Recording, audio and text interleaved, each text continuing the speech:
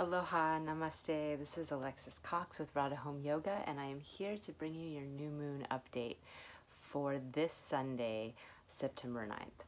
So, the new moon is happening in the sidereal in the Vedic sign of Leo, and it's happening right in the middle of the lion, where we have a star called Purvaphalguni.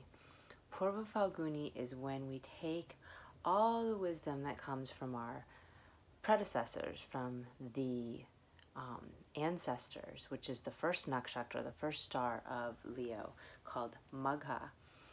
And that's ruled by the Pitris, those ancestors. We take all that wisdom and we move into the place where we feel in power, where we are sitting on the throne, where we're enjoying the pleasures of being kings and queens, and where we take delight in that.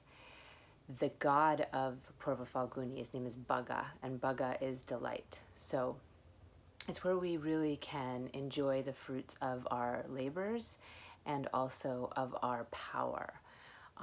Of course, the flip side or the danger here is enjoying too much and taking too much pleasure in coming out on top or being in charge of whatever little pecking we're in charge of in this world. Wherever Leo falls in your chart will be particularly pronounced, whatever house, whatever area of your life that is. And Bhaga in the mythology, in the story, has his eye poked out. And you see that the danger is also in being infatuated through the eyes, through that sense, above all. So being drawn in by the appearances of things, the appearances of people, perhaps the opposite sex, but also the appearances of, the riches, the kingdom, the power, the glory, everything that we might feel calling us and we might want to move in the direction of. This new moon is going to start off a cycle where we feel maybe more in our power, more in our capacity to stand on stage, and also maybe a little bit more into our playfulness. We've been really deep in our emotional nature this past moon cycle, from the new moon in Cancer till now. So there's a playfulness to the Leo. There's a part where we're able to sort of roughhouse with ourselves and others and not take everything so seriously, although we do take seriously the external responsibilities in the world. This new moon is also going to be joined Mercury. Mercury is a few degrees away from the moon and sun. Moon and sun are about 22 degrees at 11 a.m. Pacific time on Sunday, on the 9th. And Mercury will be at 12 degrees, so it'll be 10 degrees away from the new moon. But we'll still feel that effect of communication coming to the forefront. Mercury in Leo can be a little bit brash, a little bit over the top, exaggeratory, bold in our speech, really wanting to stand up and say what we want to say. And that coming off the heels of this really emotional, again, this sort of Cancer cycle where Mercury was also in Cancer, we might have all these things we really want to say and all this stuff we want to get off our chest. Also, there's been all these planets retrograde, and they're moving forward now, which I'll talk about in a minute. So that oomph we have can come out through the mouth, and we just have to be careful that we don't say too much or profess to know more than we really do know, exaggerating or speaking out of turn or above others. And just, being colorful in our speech, which could be fun and also very engaging, but sometimes isn't factual or isn't really communicating with the other person. So we do have Venus in her own sign now. Venus moved in on September 1st to the sign of Libra, where she's at home, where it's her own planet. And after a month of being in debilitation, this really helps us in our relationships with others. So while we might have that brash speech from Mercury, we might be in that Leo mindset of wanting to sort of be the kings and be the queens, we will have a part of us that will really want to harmonize with others, that will really want to connect with our partners and even other adults that we might encounter in the world. Just make things nice. So even if we speak out of turn, or even if we, disagree with somebody, we're going to make that extra effort to sort of bring it around to being pleasant again and being somewhat harmonious and fair. These are all Libra themes, and when Venus is in Libra, we really focus our relationships around these themes. We really want to find balance with others. We really don't want there to be fights and arguments and dissension, and we're not looking to, stir up the pot. We're looking to do the opposite of that. We're looking to make the pot feel balanced again. So that's a blessing for all of us. And, Venus has joined Jupiter in Libra. We've had Jupiter in Libra for a year now. It's about to go out actually in mid-October. But this is going to sort of heighten the part of us where we might compromise on our values. We might compromise on our beliefs. We might choose harmony or others over what we know in our heart of hearts to be truth. And this is the danger when we see Jupiter in Libra. And with the ruler there, with Venus there, we're going to see that energy taking height, the energy of harmony and others and wanting things to be nice, taking up even a step over our beliefs and ideals. So if you're in a conversation with someone one-on-one and you feel very strong and passionate about something and they, have the opposite opinion or a different opinion, you might take a couple steps back on that and choose a harmonious relation over the argument that could take place. And that's wonderful in some regards, and in other regards it can be less wonderful if it's your partner or somebody that you're very close to, or in a work setting or a situation where you need your beliefs to be held strong and you don't want to compromise on them, then that might be less of a blessing. Of course, somewhere like Facebook or an argument that's not really going to go anywhere anyway, it might be a huge blessing. So just good to know what the energies are and how we might be engaging with them. So I'd mentioned that we have a bunch of planets that have gone direct. We had Mercury go direct I think by the time I did my last report,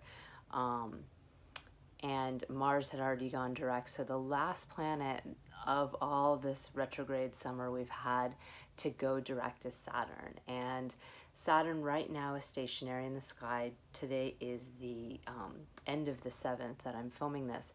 And today was the day that he basically stopped going retrograde. So we'll feel this energy of maybe stuck or stopped with Saturn right now. But we will start to feel that moving forward in the next few days, especially the next week.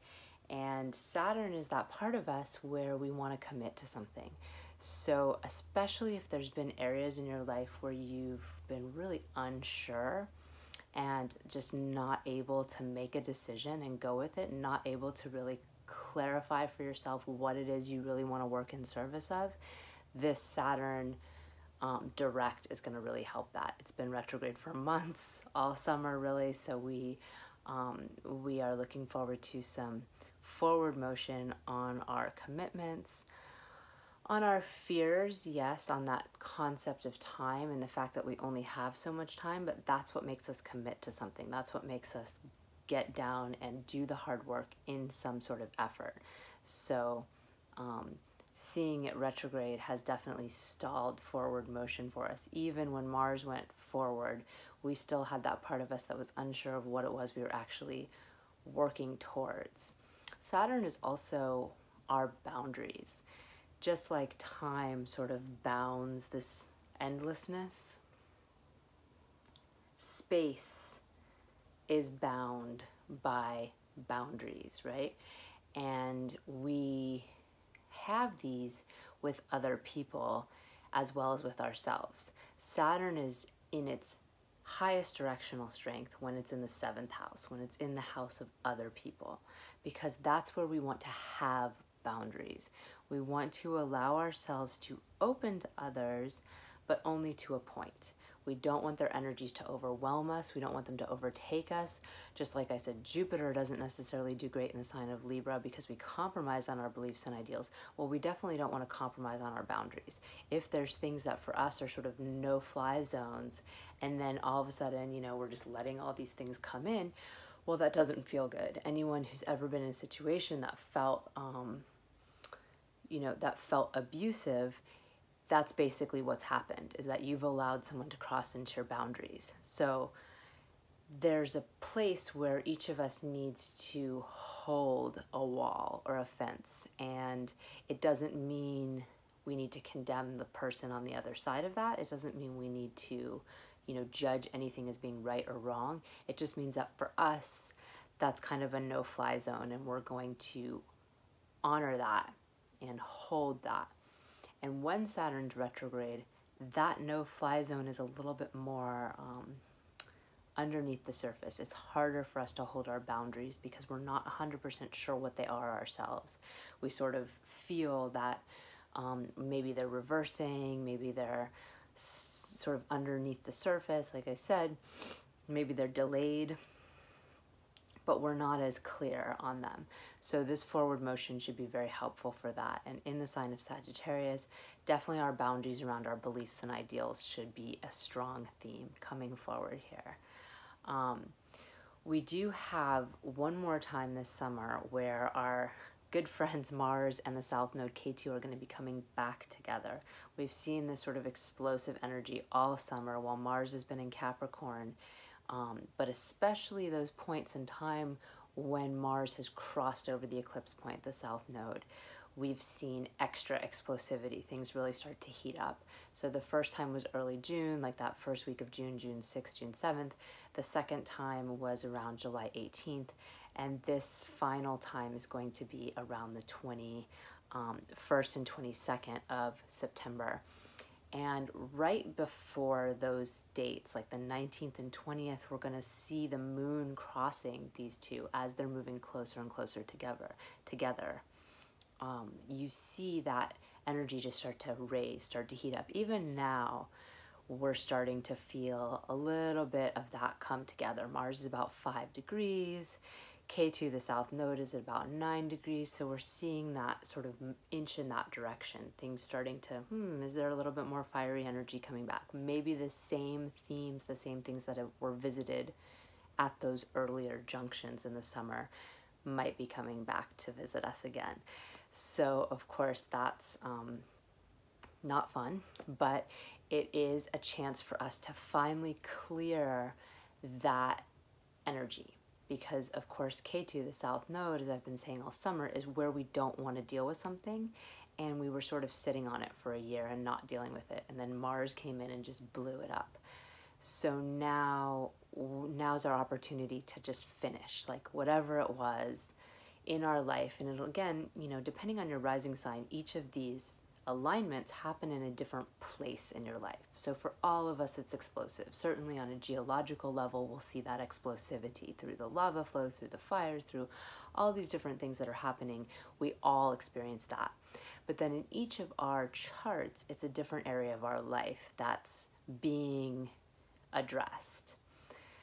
So whatever that little thing is left that you've sort of been not dealing with, that didn't get taken care of in those other 2 episodes, is sort of be a chance to clear that energy and get through it. And then after Ketu and Mars come together this last time, Mars is going to march on out. And by the end of October, he'll be out of Capricorn. But as soon as they start to part ways, as soon as Mars crosses and then goes away from the South Node, we'll start to feel that explosivity fizzle down again.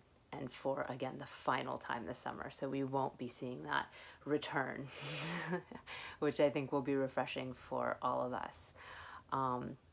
So again, that's going to be, you know, starting that week leading up to the 21st and the 22nd, and certainly the 19th and 20th might feel pretty intense psychologically because the moon will be joined this Mars and Ketu.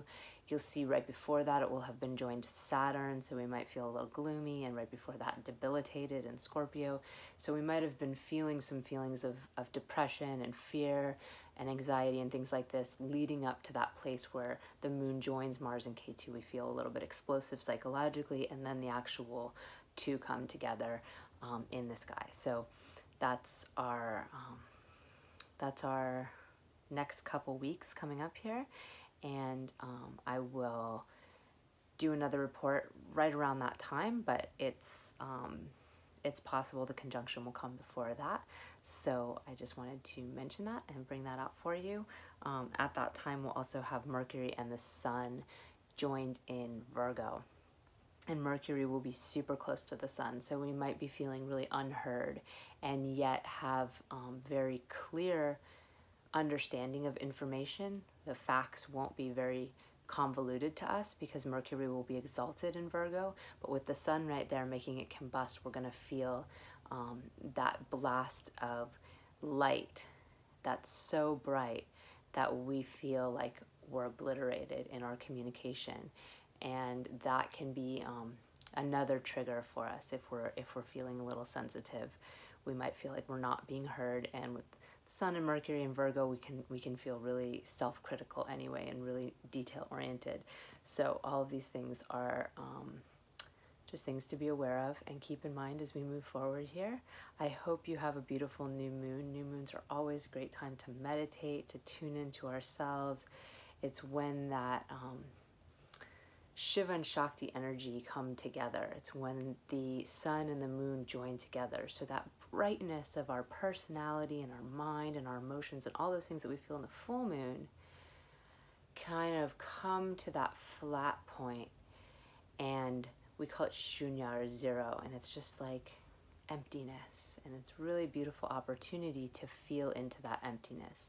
Now with a new moon in Leo, it might feel more full than at other times, but considering the month we have ahead and how much energy we have focused on others with Venus and Libra, this can be a really great opportunity to kind of take some time to tune in and clear yourself, do a little reset so that you can come back into this month with full power, full enthusiasm, and really ready to tackle that last little bit of whatever it is you're dealing with. I hope this has been helpful.